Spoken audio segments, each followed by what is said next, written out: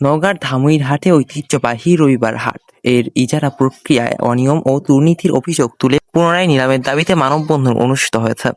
শনিবার সকালে উপজেলার প্রধান সড়কে আয়োজিত এই কর্মসূচিতে সচেতন এলাকাবাসী, শিক্ষার্থী, ব্যবসায়ী ও বিভিন্ন রাজনৈতিক ও সামাজিক সংগঠনের নেতাকর্মীরা অংশ নেন। মানববন্ধনে বক্তারা অভিযোগ করেন, হাটের ইজারা প্রক্রিয়া সাধারণ মানুষের অগোচরে সম্পূর্ণ করা হয়েছে। প্রভাব খাটিয়ে নির্দিষ্ট ব্যক্তিকে ইজারা দেওয়া হয়েছে বলেও দাবি করেন তারা।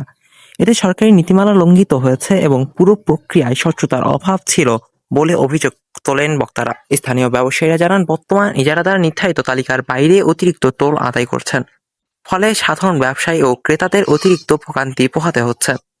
তারা অভিযোগ করেন, অতিরিক্ত টোল আদায়ের কারণে ব্যবসার খরচ বেড়ে গেছে এবং বাজারের ব্যবস্থাপনায় অস্থিরতা তৈরি হয়েছে। মানববন্ধনে অংশগ্রহণকারীরা অবিলম্বে বর্তমান ইজারা বাতিল করে নতুন স্বচ্ছ ও উন্নত নিলাম আয়োজনের দাবি জানান। একই সঙ্গে অবৈধ টোল আদায় বন্ধের প্রশাসনের কার্যকর হস্তক্ষেপ কামনা করেন তারা। বক্তারা হুঁশিয়ারি দিয়ে বলেন, দাবি বাস্তবায়ন না হলে ভবিষ্যতে আরো কঠোর আন্দোলন কর্মসূচি ঘোষণা করা হবে। এ সময় বিভিন্ন রাজনৈতিক ও সামাজিক সংগঠনের নেতৃবৃন্দ আন্দোলনের প্রতি সংহতি প্রকাশ করেন। আব্দুল আল জাকারিয়া, ডেস্ক নিউজ, চেকপোস্ট।